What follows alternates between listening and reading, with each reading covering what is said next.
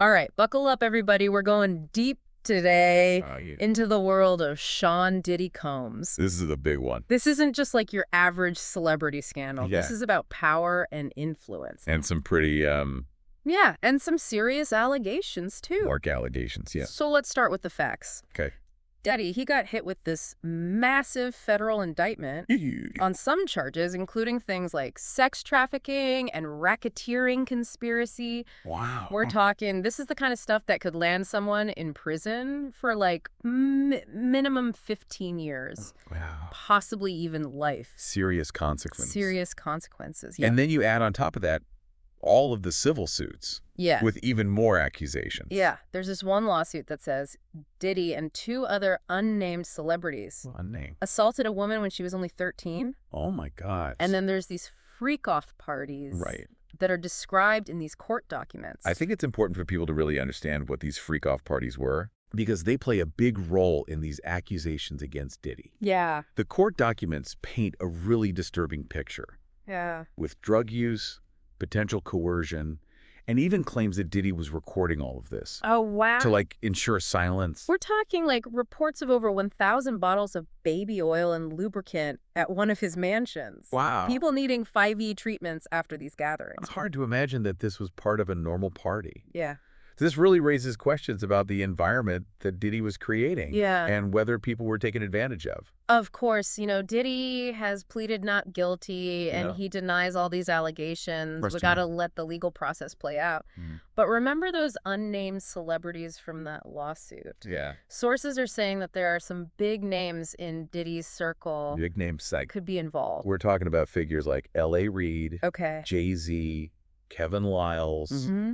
Suge Knight, Mm. Clive Davis, Russell Simmons, Whoa. Andre Harrell. That's a lot of names. It is. I guess maybe we could start with L.A. Reid. Okay. He was the guy who ran LaFace Records. Yeah, and later on, he was chairman of Epic Records. Right, and he worked with Usher. Sure, yeah.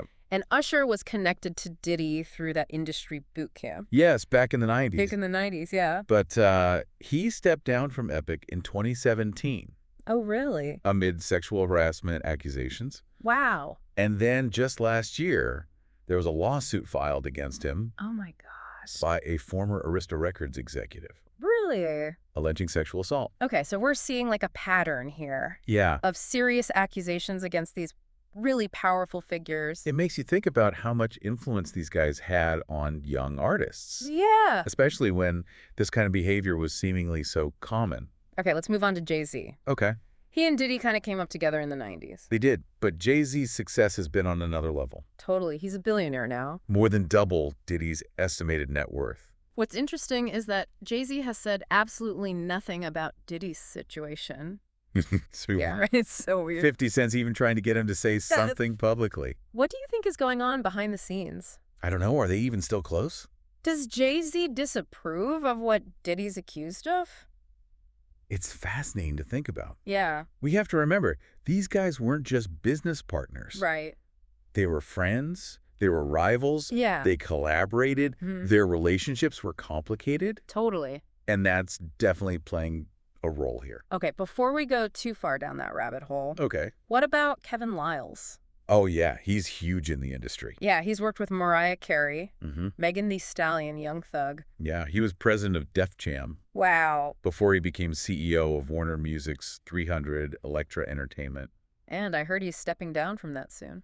He is, yeah. I wonder if that has anything to do with Diddy's situation. I don't know, there's no proof of that. But it does make you think about how quickly things change in the music industry. Yeah. And how these power players try to stay on top. Okay, so we've got L.A. Reid, Jay-Z, Kevin Lyles. Yep.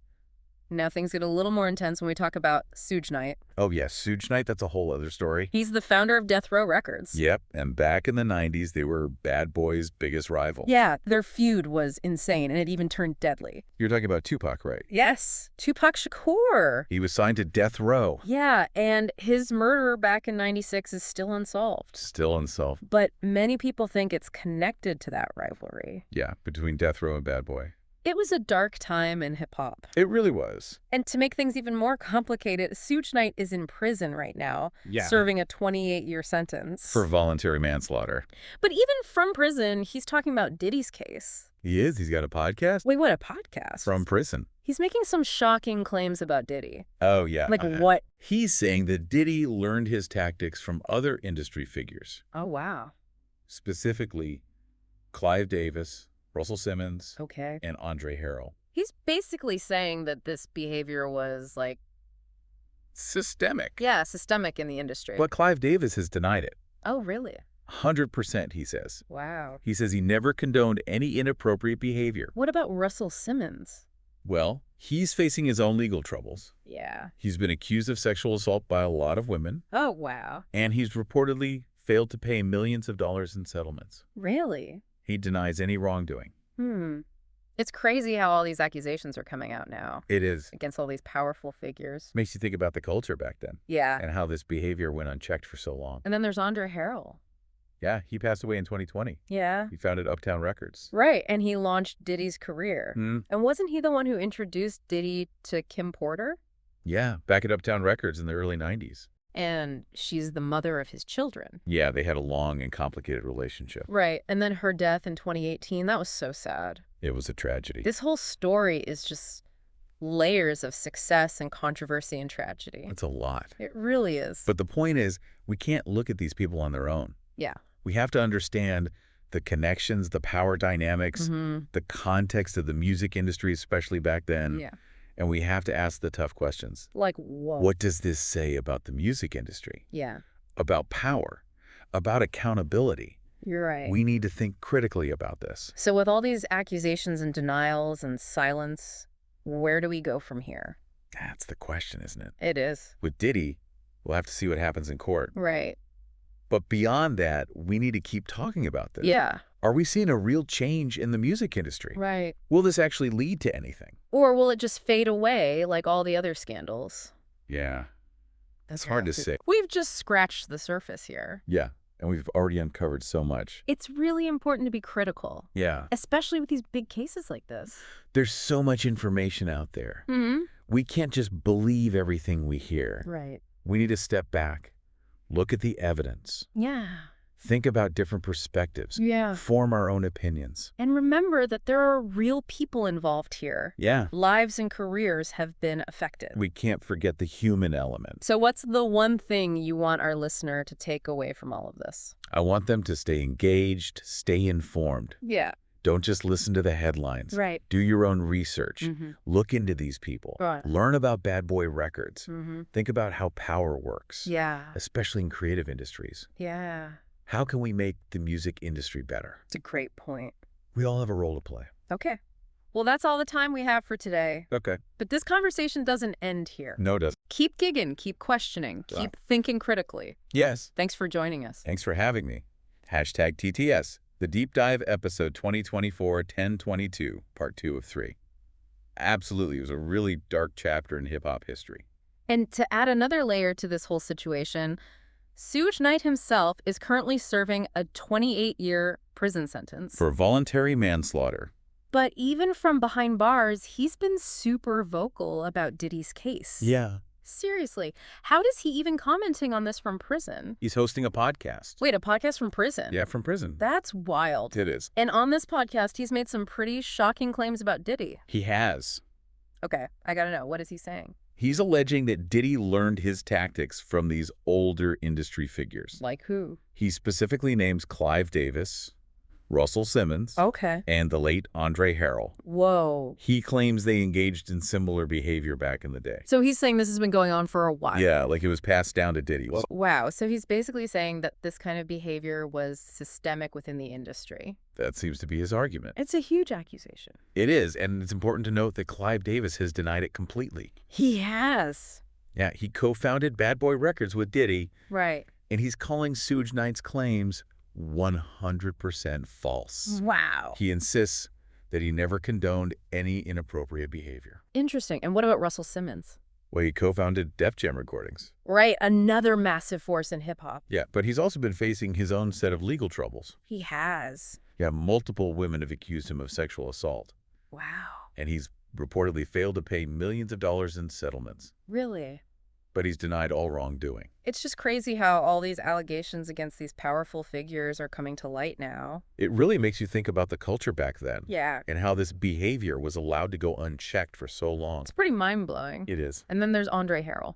Yeah. Sadly, he passed away in 2020. He founded Uptown Records. And he played a big part in launching Diddy's career. Yeah, he was like a mentor to him. And wasn't he the one who introduced Diddy to Kim Porter? Yes, they met at Uptown Records. Back in the early 90s.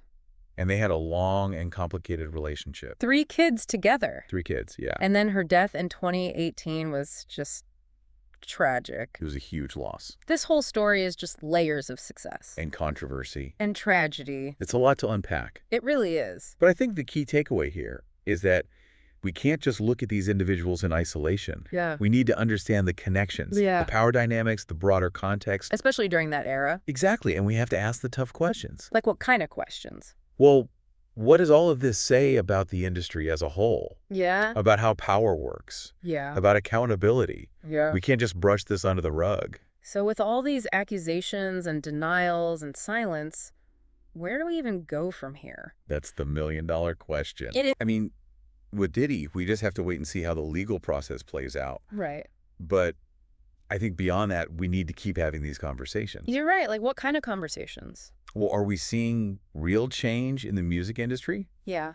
Will these allegations actually lead to any lasting change? Or will they just fade away like so many scandals before them?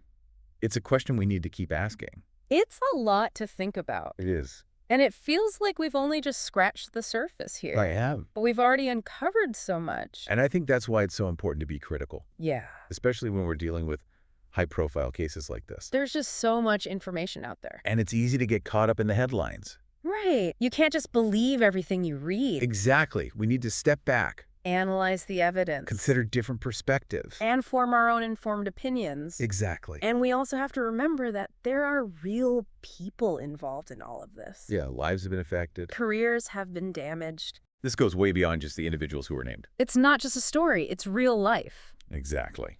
So, as we kind of wrap up this part of our deep dive, what's the one thing you really want our listener to take away from all of this?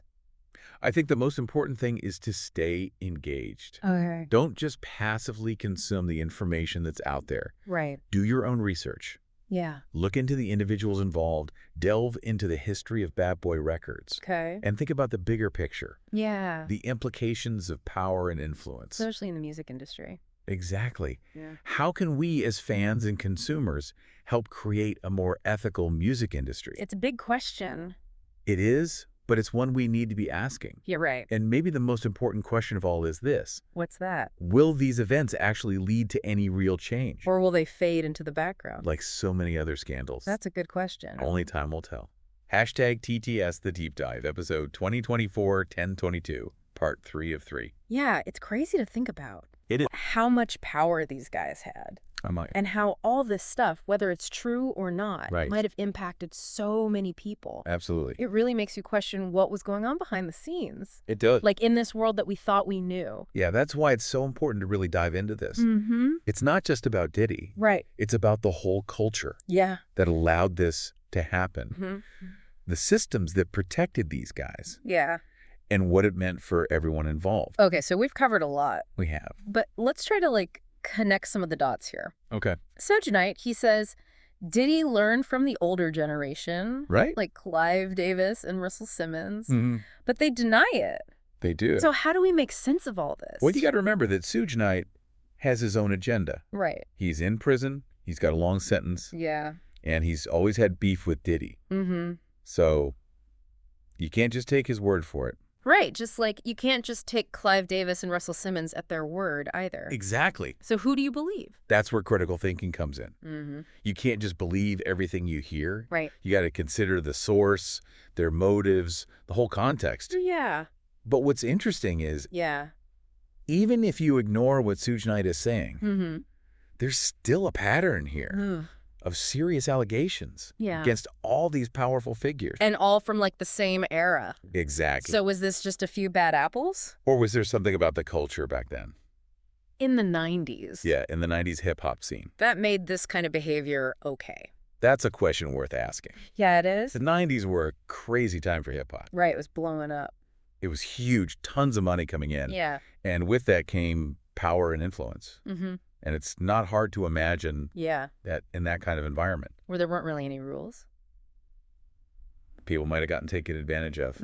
It's hard to think about that, though. I know. Because at the same time, there was so much amazing music coming out. There was. So much creativity, so much impact. It's all intertwined. Yeah. The good and the bad. And we can't erase that legacy. No, we can't. But we can acknowledge it. Absolutely. And use it to demand better. Yeah. So where do we go from here?